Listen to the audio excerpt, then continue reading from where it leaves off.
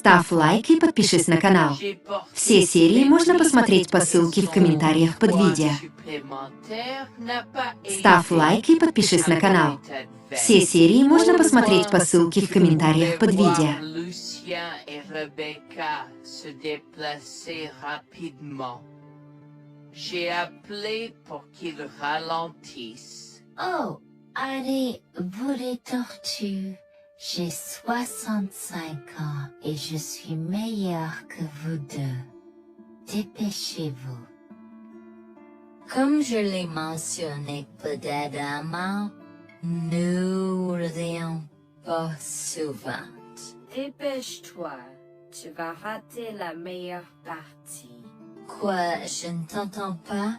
S'il te plaît, ralentis. À ce stade, Jack et Rebecca semblaient avoir disparu. La neige s'aggravait et il semblait que la tempête de neige annoncée allait nous frapper. Tout autour de nous n'était que blanc. Freddy a commencé à pleurer et je m'inquiétais de plus en plus. Le vent froid hurlait à travers la forêt apparemment vide, soufflant de la neige dans mes yeux et me piquant la peau. Je tenais mon fils étroitement contre ma poitrine, essayant de le protéger du froid mordant. Alors que nous nous frayions un chemin à travers la neige, jusqu'aux genoux, à la recherche de tout signe d'aide, des heures s'étaient écoulées depuis que Jack et Rebecca nous avaient laissés abandonnés au milieu de nulle part, à des milles de la ville ou du prochain abri. Wax attira contre elle et mon mari, mais plus que ça, j'avais peur pour la sécurité de mon fils. Maman, il fait si froid. Je veux rentrer à la maison.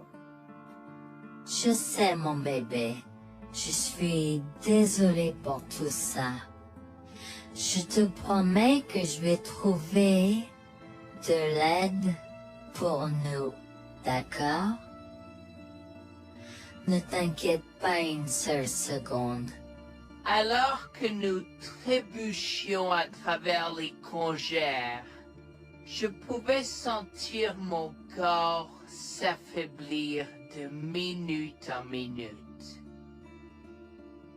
Je savais que nous ne pouvions pas survivre dehors pendant longtemps, et trouver un abri était la priorité numéro 1. Mais juste au moment où je pensais que tout espoir était perdu, une lumière faible est apparue dans le lointain. Nous avons trébuché vers elle à moitié aveugle et à moitié gelé, jusqu'à ce que nous atteignions enfin la petite cabane aperçue auparavant, avec ses bouffées de fumée qui s'élevaient toujours dans le vent rude, nichée dans une clairière. Avec les quelques forces qui me restaient, j'ai frappé à la porte aussi fort que possible et je me suis effondré dessus. Maintenant, qui pourrait, oh Harold, apporter de l'eau bouillante et des couverts tout de suite? Un couple âgé et gentil nous a accueillis. Ils étaient si aimables de nous permettre d'enlever nos vêtements gelés, de nous baigner dans l'eau qu'ils ont tirée pour nous et de nous asseoir près d'eux. Seuls avec une nouvelle paire de vêtements et leur offrant une soupe chaude et des couvertures pour nous envelopper, nous nous sommes blottis ensemble dans la chaleur. Mes sentiments de colère et de frustration ont commencé à bouillir. Comment ont-ils pu faire ça? J'espère qu'ils viennent dehors. Il y a plus de gens dehors? Nous devons aller les chercher. Non, ne te dérange pas, c'est ma belle-mère et mon mari inutiles. Ils nous ont laissés là pour geler. Tu dis un mensonge. Pourquoi ferais-tu une chose si horrible? Je savais que Becky était toujours comme ça, mais Lucia, pas moyen qu'il nous ferait ça. Attends une seconde. Becky, ce nom me dit quelque chose. Est-ce la dame avec une fine silhouette, les lèvres pincées et sérieuses tout le temps? Porte-t-elle des lunettes pourpres et une taupe sur sa lèvre spéa? La même. Comment la connaissez-vous? Elle a l'habitude de parcourir ces régions, mais c'est bizarre de faire une telle chose pendant cette période où les tempêtes de neige sont abondantes. En fait, je ne l'ai jamais vue dans ces parages pendant cette période de l'année. Maintenant, chérie, s'il te plaît, dis-nous comment tu la connais. Je suis sa belle-fille. Nous sommes venus de Floride parce qu'elle n'avait jamais vu son petit-fils Freddy depuis sa naissance. Je voulais vraiment qu'ils se lient d'amitié et se connaissent, mais Anne semblait désintéressée, même après que nous soyons venus de si loin. Freddy était blotti contre moi, endormi dans mes bras, avec un sourire sur son visage. Dieu merci, il allait bien. Dieu merci, il était en sécurité. Comment son petit corps a survécu tout cela? Encore un mystère pour moi. Mais plus je le regardais, plus je devenais frustré par son père, inutile, et sa grand-mère. Elle est magnifique. Cela nous fait pleurer de savoir que cela se produit. Vous voyez, nous n'avons pas d'enfants. Nous ne pouvions pas en avoir. Alors nous avons décidé de venir vivre sur les montagnes. C'est la vie que nous avons toujours voulu, mais nous ne pouvons pas combler les lacunes dans nos cœurs. Donc, entendre que quelqu'un qui a la chance d'avoir un tel petit enfant a choisi d'être négligent est quelque chose que nous ne pouvons pas pardonner.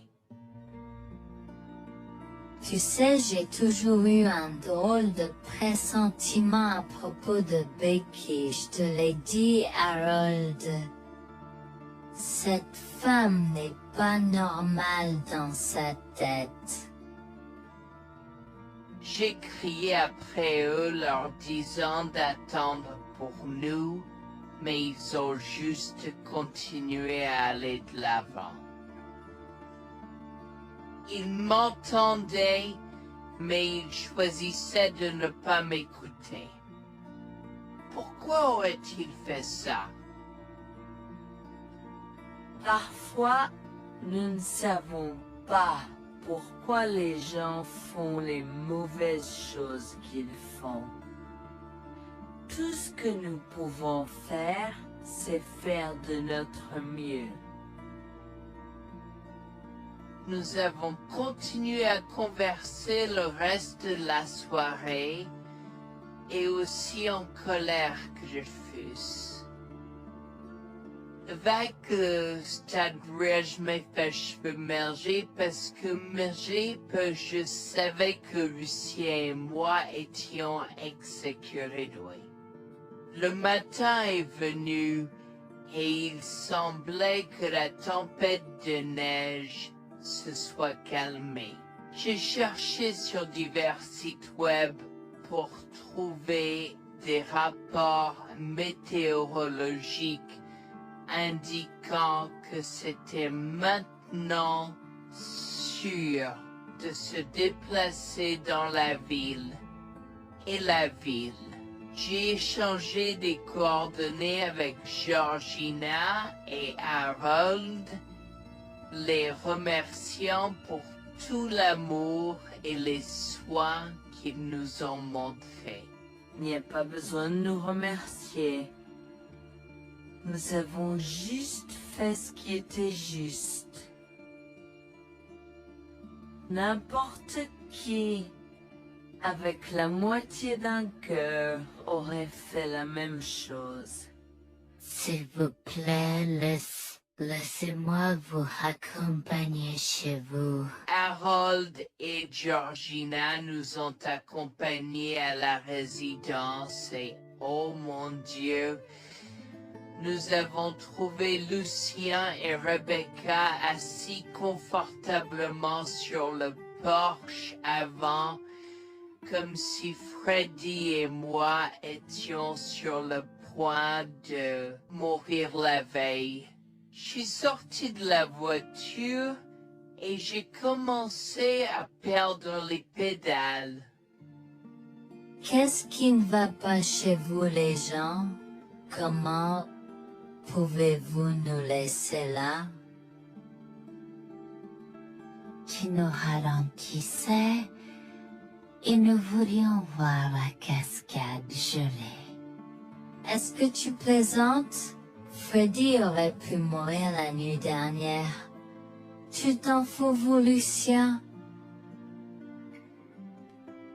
Pour être juste, tu aurais pu simplement rester à la maison si tu n'étais vraiment pas prêt pour cette aventure. Je jure devant Dieu, à ce moment-là, ma vision est devenue rouge. J'étais prêt à attaquer, à donner des coups de pied, à crier et à hurler pour que le monde entier entende à quel point ces gens étaient horribles. Non seulement ils nous ont laissés là, mais ils semblaient ne pas se soucier de ce qu'ils avaient fait. C'était presque comme s'ils essayaient de nous tuer. Avant que je ne puisse lancer une série d'actions et de mots qui ne pourraient pas être repris, Harold m'a retenu, me disant de me calmer, car Freddy était toujours dans la voiture avec Georgina. En assistant à toute cette scène, il m'a fallu un moment pour me calmer. Mais même si j'avais calmé, j'étais toujours agressif et argumentatif. Vous nous avez laissés là. Nous aurions pu mourir, Lucien. Tu t'en fous de ça?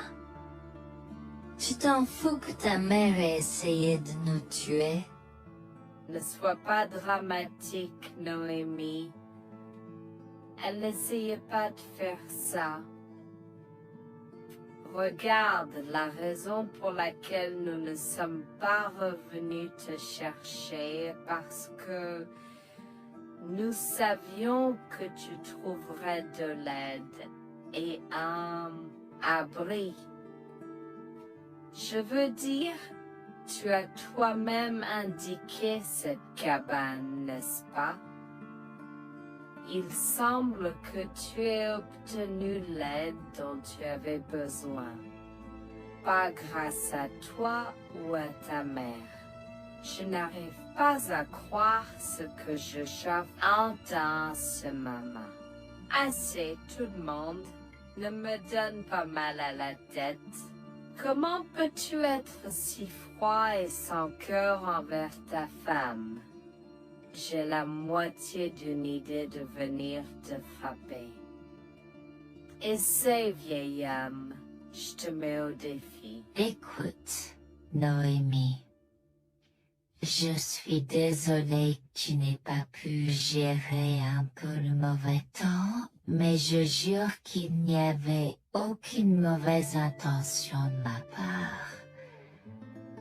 Écoute, Noémie, je suis désolée que tu n'aies pas pu gérer un peu le mauvais temps, mais je jure qu'il n'y avait aucune mauvaise intention de ma part. Oh oui. Pourquoi diable irais-tu faire de la randonnée à cette période de l'année? Nous ne te voyons jamais pendant cette période, alors quoi maintenant?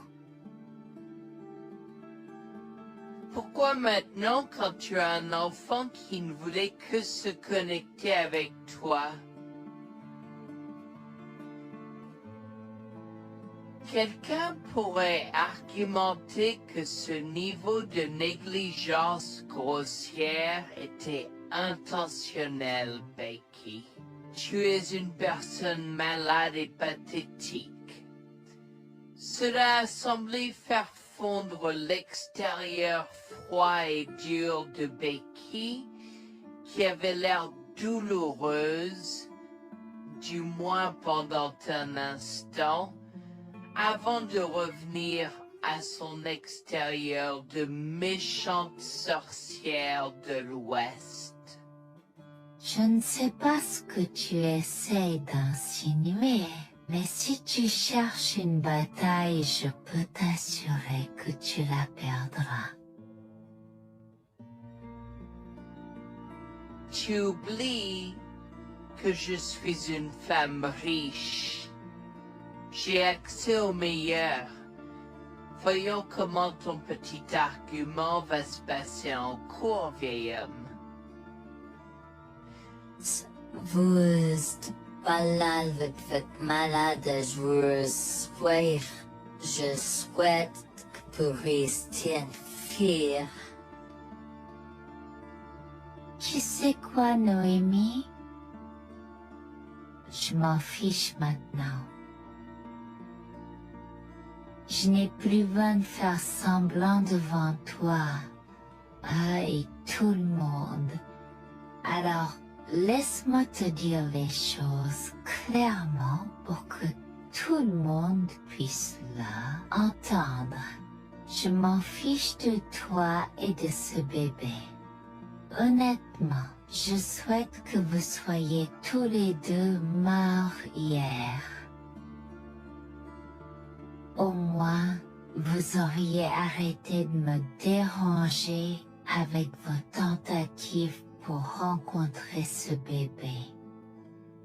Est-ce que je parais en avoir quelque chose à faire? J'ai fait mon geste vers elle comme si mon corps avait une volonté propre. Je me suis approché d'elle et l'ai giflée.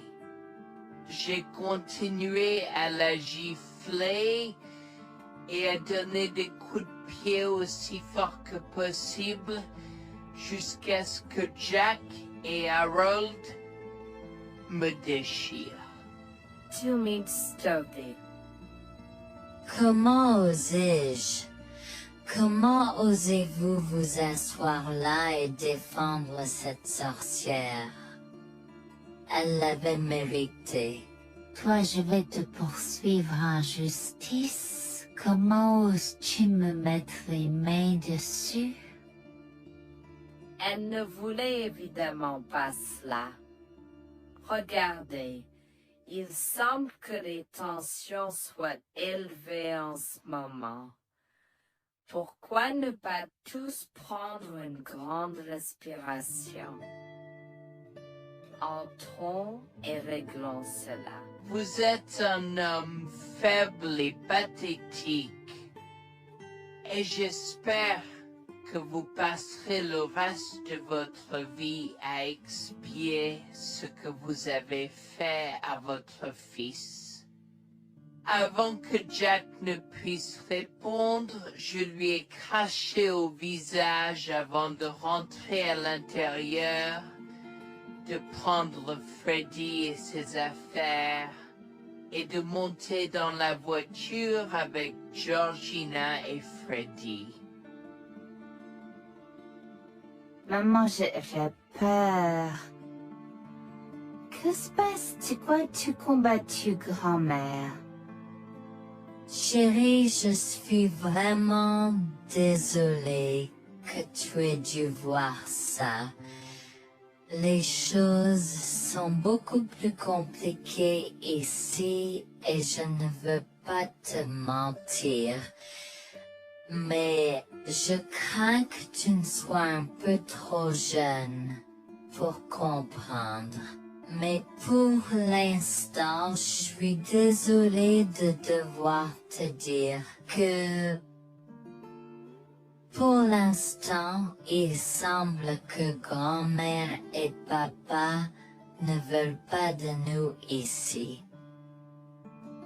Nous ne pouvons pas être ici parce que papa et grand-mère ne sont pas très gentils et je ne veux pas que tu sois autour de personnes qui ne sont pas gentilles. Mais Georgina et Harold sont gentils, n'est-ce pas? Oui, j'aime Georgina et Harold. Harold et Georgina peuvent-ils être mes grands-parents? Oh mon Dieu, mon petit enfant, tu me fais pleurer. Bien sûr, je peux être ta grand-mère. Oh mon Dieu, mon petit enfant, tu me fais pleurer. Bien sûr, je peux être ta grand-mère. Je serai toujours ton ami et je te promets de prendre soin de toi si tu as besoin de moi. Harold a pris la voiture et nous a emmenés à un hôtel où nous avons pu nous reposer et nous remettre de nos émotions, mais malheureusement tout l'événement était un peu trop difficile à gérer. J'y avais très peur pour l'avenir pour Dieu, tant Freddy que moi, car cela signifiait le divorce. Mais j'avais peur, Bertie, qu'ils obtiennent la garde de Freddy. Décidé de parler au gymnase et s'est préparé de la question une fois que Freddy s'était endormi. Que vais-je faire? Je vais aller en prison? Nonsense. Cette sorcière ne portera pas plainte. Et si elle le faisait, elle ne le fera pas. Car nous avons des preuves de sa conspiration pour commettre un meurtre. Comment? Nous sommes toujours préparés, chérie. Nous avons secrètement enregistré toutes les preuves. Maintenant, vous pouvez emporter cet enregistrement avec vous et l'utiliser contre votre mari et belle-mère au tribunal. Vous êtes des anges déguisés. Comment avez-vous fait ça? Quand? Comment? Chut, mon enfant, ne t'inquiète pas de tout ça. Écoute simplement l'enregistrement audio. Nous avons écouté et effectivement, toutes les preuves avaient été enregistrées, y compris la partie où j'ai attaqué physiquement sa mère. Maintenant, ils vont me faire pour coups et blessures. Oh mon Dieu, pourquoi je fais ça? Maintenant, Bonjour, je m'appelle Jeanne et j'ai 37 ans. Je rédige ceci parce que l'année dernière a été très difficile pour moi et mon mari Jules. Nous avons beaucoup progressé depuis cet incident et je veux juste partager cette histoire pour aider quiconque pourrait se trouver dans une position similaire. Laissez-moi d'abord vous raconter comment j'ai rencontré mon mari, adorable. Tout a commencé de la manière la plus inattendue, dans un hôpital. Jules et moi nous sommes retrouvés à passer une longue nuit devant la salle d'urgence remplie d'inquiétude et incapables de partir. Jules était là parce que sa sœur avait eu un grave accident de voiture alors que ma mère a souffert d'une crise cardiaque. Dans cet espace partagé d'inquiétude et d'incertitude, nous avons trouvé du réconfort dans la présence de l'autre. Nous avons parlé facilement, découvrant un terrain d'entente et une compréhension réelle. Comme nous avons réalisé que cela prendrait un certain temps avant d'avoir des nouvelles des médecins, nous avons décidé de faire une pause et de prendre un café au café de l'hôpital. Nous ne savions pas que ces rencontres fortuites allaient changer nos vies à jamais. Au fur et à mesure que la nuit se transformait en aube, nous avons échangé des numéros avant de nous séparer à contre-sœur. Pendant que la condition de ma mère se stabilisait et qu'elle commençait sa convalescence, la sœur de Jules faisait face à un voyage plus difficile. L'accident l'avait laissée avec de graves lésions de la moelle épinière et des blessures cérébrales, et elle était paralysée de la taille aux pieds. Jules était dévasté, partagé entre le soulagement qu'elle ait survécu et la tristesse face aux défis qu'elle allait maintenant affronter. Au cours des mois suivants, Jules et moi sommes restés en contact, nous nous soutenons émotionnellement pendant les convalescences de nos proches. Nos conversations ont progressivement changé, nous permettant de partager nos espoirs, nos rêves et nos peurs. Dans l'un de ces échanges sincères, Jules a eu le courage de m'inviter à prendre un café, un rappel significatif de l'endroit où notre connexion avait d'abord fleuri. Notre amour a grandi rapidement, alimenté par la fondation que nous avons construite pendant nos moments les plus sombres. Varför vers réalité de l'autre et avons avoir un Cela n'a pas pris longtemps pour que nous réalisions que nous avions trouvé quelque chose de vraiment spécial. Après 2 ans de fréquentation, Jules m'a demandé en mariage. Avec une joie débordante, j'ai dit oui avec enthousiasme. Notre mariage était une petite et intime célébration, honorant l'amour qui est né de nos épreuves partagées. À ce moment-là, la sœur de Jules avait besoin de soins spécialisés, et il, étant le membre de la famille le plus proche, a pris la responsabilité. Cependant, il avait également besoin d'un travail temps plein pour gérer les factures qui s'accumulaient. Inquiète qu'il soit accablé, Jules a travaillé sans relâche pour subvenir aux besoins de sa sœur et de notre avenir ensemble. Un jour, je l'ai assis et l'ai rassuré en lui disant que nous étions une équipe faisant le défi de la vie ensemble. Chérie, j'ai besoin de te parler de quelque chose d'important. S'il te plaît, prends place. De quoi s'agit-il? Tu as l'air sérieuse, tout va bien? D'une certaine manière, non. Je t'ai vu lutter pendant un certain temps maintenant. Tu sais que tu peux me demander de l'aide, n'est-ce pas? Bien sûr que je le sais. Je ne veux juste pas t'imposer mes problèmes, tu sais. Mon chéri, nous sommes une équipe.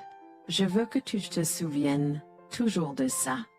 Nous faisons face aux défis de la vie ensemble et il n'y a rien d'individuel dans notre relation, seulement la nôtre. Je veux te soutenir, toi et ta sœur, de toutes les manières possibles. Cela signifie beaucoup pour moi, bébé. Tu as été incroyable tout au long de tout cela. Je ne sais pas ce que je ferais sans toi. C'est exactement pourquoi je voulais en parler. J'ai réfléchi à la prise en charge d'Abby et à l'impact que cela a sur ton travail. Et si nous envisageons de la placer dans une maison de retraite? Et avant que tu ne poses la question, je connais une bonne où ma grand-mère était vraiment heureuse. Elle a même préféré cela à vivre à la cimetière. Je ne sais pas, je veux dire, c'est une décision importante et risquée à prendre. Je comprends, mais réfléchis, Greg. Cela permettrait de te trouver un meilleur emploi payant pour que nous puissions nous assurer qu'Abby reçoit les soins qu'elle mérite. Nous pouvons la visiter régulièrement et être toujours là pour elle. Mais cela soulagerait une partie de la charge sur tes épaules. Tu as raison. C'est un choix difficile, mais je fais confiance à ton jugement. Je suis heureuse que tu me laisses enfin t'aider. Crois-moi, les choses sont plus faciles quand on peut partager ses fardeaux avec quelqu'un. Je veux dire, c'est comme ça que nous nous sommes trouvés, non? Comment pourrais-je jamais l'oublier? Je t'aime tellement. Merci de rester à mes côtés. Tais-toi, pas besoin de remerciements. Tu sais que je serai toujours là pour toi. Je t'aime aussi, chérie. Jax m'a fait confiance et nous avons trouvé une maison de retraite pour Abby. Au cours des prochains mois, Jax a trouvé un travail mieux rémunéré et a rendu visite à sa sœur tous les jours. Le rétablissement d'Abby a progressé de manière surprenante bien qu'elle soit paralysée. Elle a commencé à se déplacer dans la maison de retraite dans son fauteuil roulant, déterminée à explorer. La maison de retraite permettait aux résidents de sortir avec des membres de leur famille enregistrés, alors je lui ai envoyé une allocation mensuelle pour l'aider à s'amuser. La mère de Jax, Grégoire, a entendu parler de son dévouement au bien-être d'Abby et des efforts qu'il a déployés pour s'occuper d'elle. Grégoire est venu à notre domicile, les larmes aux yeux, pour exprimer à quel point il était fier de son fils. Mère, pourquoi pleures-tu? Qu'est-ce qui ne va pas? Je veux juste que tu saches à quel point je suis fier de toi, Jules. Tu as montré une telle force et compassion en prenant soin d'Abby. Je ne pourrais pas être plus fier d'avoir élevé un fils aussi merveilleux. Eh bien, merci, mère. Je fais juste ce que je peux pour Abby. C'est pas facile, mais je l'aime et je veux m'assurer qu'elle va bien. Tu as fait plus que suffisamment, mon chéri. Je ne veux pas que tu portes ce fardeau seul. Je veux prendre le relais et rendre visite à Abby plus fréquemment. Tu dois te concentrer sur ton travail et ta propre vie. Abby sera bien prise en charge. Fais-moi confiance. Eh bien, ce n'est pas comme si je l'avais fait seule. Jeanne a été à mes côtés, me soutenant à chaque étape du chemin. Nous sommes une équipe et nous sommes tous les deux engagés dans le bien-être d'Abby. Oh, je sais que Jeanne a été là, mais tu as fait tellement, Jules. Il est temps que tu priorises ta propre vie et ta carrière. Abby sera entre de bonnes mains. Fais-moi confiance. D'accord, mère, si tu es sûre de toi, alors j'accepterai. Mais je veux que tu saches que c'était un plaisir de prendre soin d'Abby et que je serai toujours là pour elle, quoi qu'il arrive. Je t'apprécie, Jules, mais il est temps pour toi et Jeanne de vous concentrer sur vos futurs. Fais-moi confiance, ce sera pour le mieux. D'accord, mère, si tu crois que c'est la bonne chose à faire, alors j'irai avec. Promets juste de bien t'occuper d'Abby. Je te le promets, maman, tu peux compter sur moi. Maintenant, m'en va et concentre-toi sur ton travail. Laisse-moi m'occuper de la garde d'Abby. J'ai trouvé l'intérêt subi de Grégoire pour Abby un peu étrange, mais je me suis tue car je savais que ce moment était important pour Jules. L'année suivante, Jules s'est concentré sur son travail et obtenu une augmentation.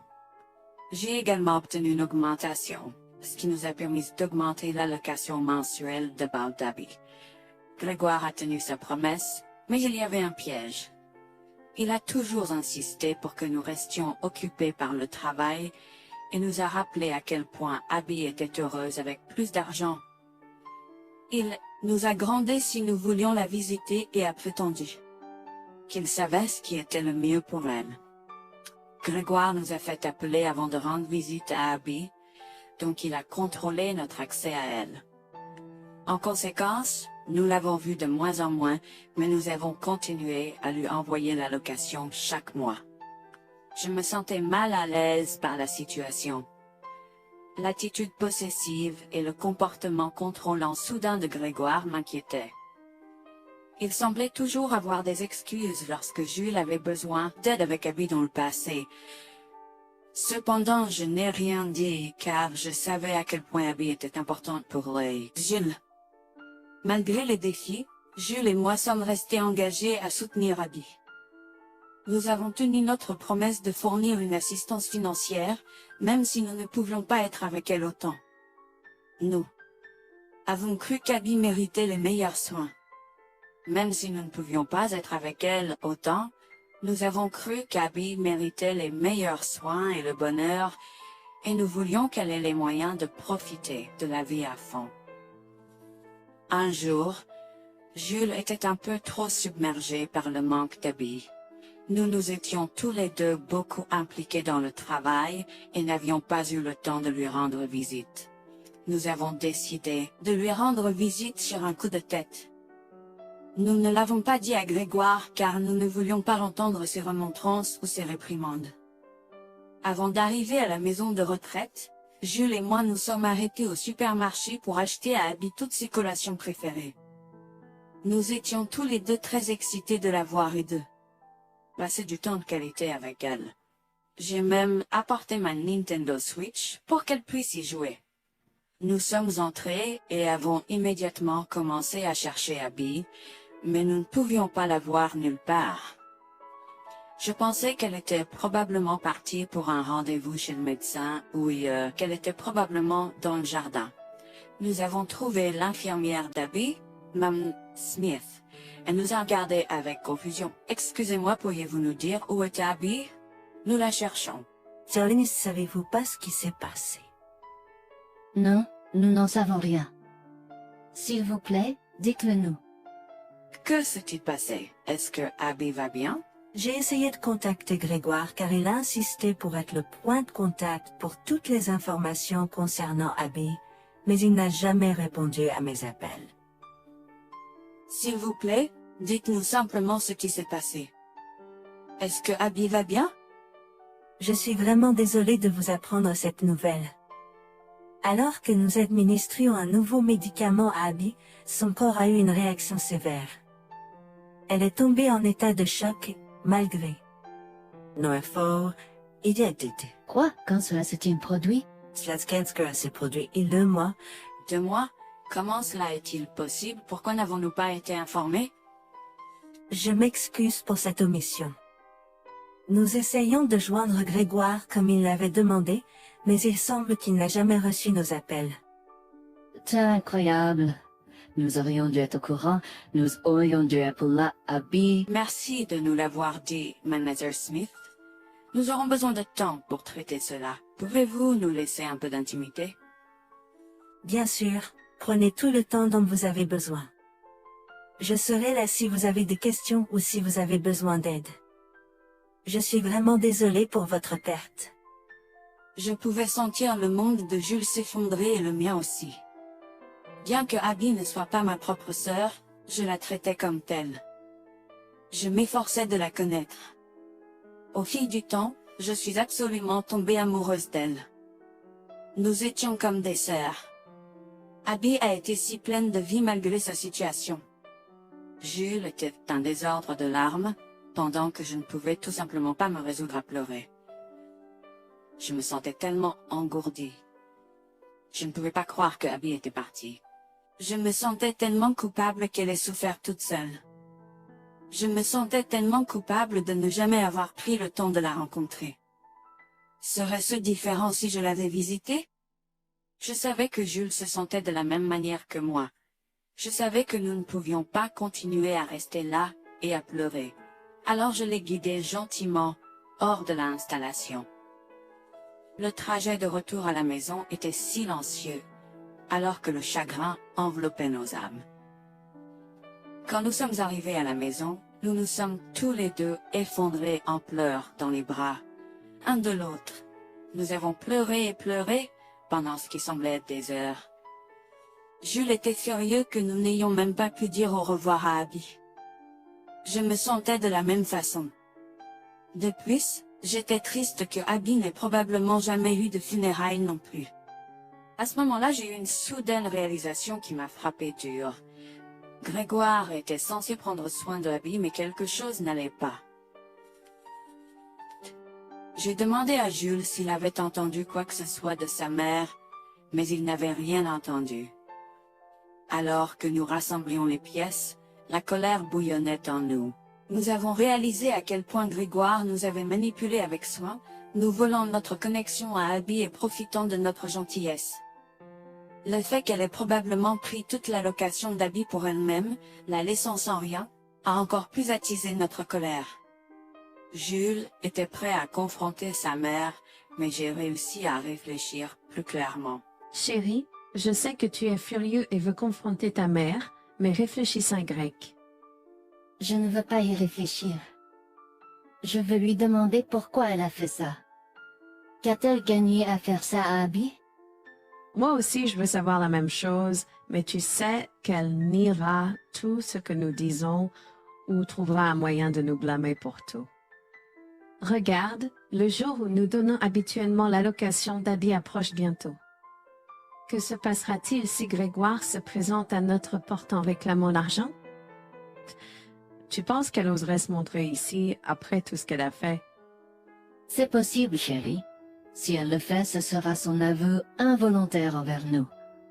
Nous pourrons l'utiliser comme preuve. Oui, et puis, nous pourrons exposer ses méfaits maléfiques à tous. Exposer sa méchanceté devant tout le monde peut ne pas être la meilleure chose à faire pour l'instant. Réunissons des preuves et engageons une action en justice à la place. D'accord, tu as raison. Nous devons aborder cela de manière stratégique. Nous allons suivre ton plan et rassembler les preuves dont nous avons besoin. Il est temps que Grégoire fasse face aux conséquences de ses actes. Nous avons tous deux pris une semaine de congé.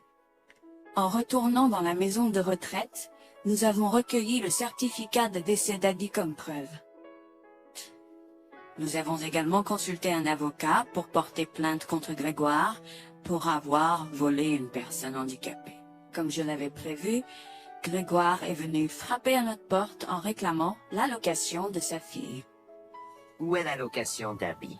J'attends. Pourquoi devrions-nous envoyer l'argent d'Abby à toi, mère? Qu'as-tu fait pour elle? Qu'est-ce que j'ai fait? Tu veux dire ce que je n'ai pas fait pour cet enfant insolent? Attends une minute, Grégoire. Comment as-tu exactement pris soin d'Abby?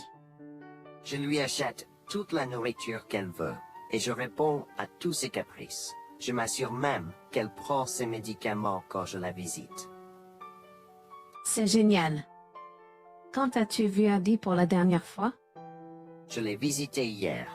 Je suis seulement ici parce qu'elle s'inquiète que tu ne lui aies pas envoyé son allocation. Comment oses-tu mentir à mon visage? Je ne mens pas. Qu'est-ce que tu veux dire?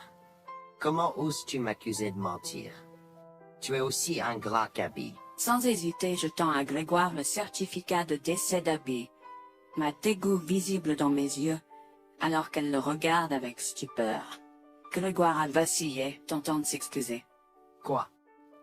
Non, ce n'est pas vrai. Ma petite fille. Je suis désolé, Jules. Je suis désolé. Enregistre tes excuses, mère. Tu n'as fait que l'insulter depuis que tu es arrivée. Tu es dégoûtante. Nous avons déjà engagé des poursuites judiciaires contre toi pour tes crimes. Nous avons des preuves de ta négligence. À bien, tribunal. S'il te plaît, Jules, ne fais pas ça. Je souffre autant que toi. S'il te plaît. Arrête. Quitte notre maison et ne nous adresse plus jamais la parole. Nous ne voulons plus rien avoir à faire avec toi. S'il te plaît, ne me conduis pas en justice. Je suis désolé. Il est trop tard pour les excuses. Tu as fait tes choix et tu devras maintenant assumer les conséquences de tes actes. Petit à petit, Jules et moi avons pris des précautions et enregistré notre conversation avec Grégoire. Cette preuve supplémentaire a joué en notre faveur et la Cour a statué que Grégoire devait nous rembourser, y compris les taux d'intérêt similaires à ceux pratiqués par les banques. Elle devra nous verser des mensualités pendant les prochaines années. Jules est allé plus loin et a partagé l'enregistrement avec le reste de sa famille élargie.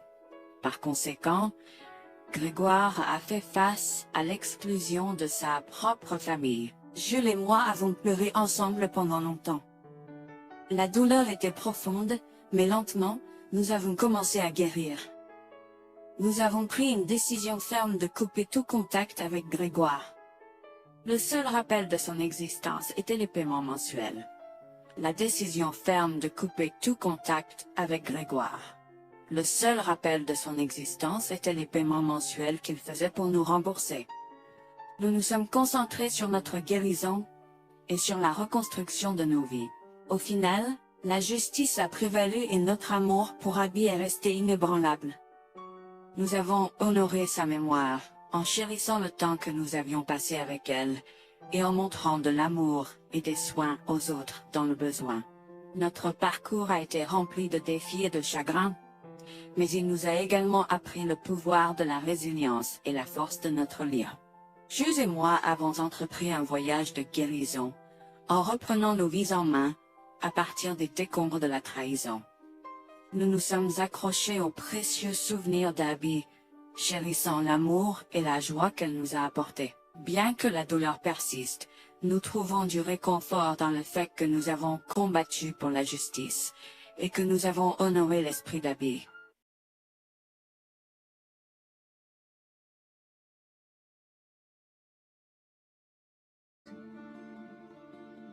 J'ai porté Freddy et son poids supplémentaire n'a pas aidé à mon état de veille. Au loin, je pouvais voir Lucien et Rebecca se déplacer rapidement. J'ai appelé pour qu'ils ralentissent. Oh, allez, vous les tortues. J'ai 65 ans et je suis meilleure que vous deux. Dépêchez-vous. Comme je l'ai mentionné précédemment, nous rions pas souvent. Dépêche-toi, tu vas rater la meilleure partie. Quoi, je ne t'entends pas? S'il te plaît, ralentis. À ce stade, Jack et Rebecca semblaient avoir disparu. La neige s'aggravait et il semblait que la tempête de neige annoncée allait nous frapper. Tout autour de nous n'était que blanc. Freddy a commencé à pleurer et je m'inquiétais de plus en plus. Le vent froid hurlait à travers la forêt apparemment vide, soufflant de la neige dans mes yeux et me piquant la peau. Je tenais mon fils étroitement contre ma poitrine, essayant de le protéger du froid mordant. Alors que nous nous frayions un chemin à travers la neige, jusqu'aux genoux, à la recherche de tout signe d'aide. Des heures s'étaient écoulées depuis que Jack et Rebecca nous avaient laissés abandonnés au milieu de nulle part, à des milles de la ville ou du prochain abri. Wax attira contre elle et mon mari, mais plus que ça, j'avais peur pour la sécurité de mon fils. Maman, il fait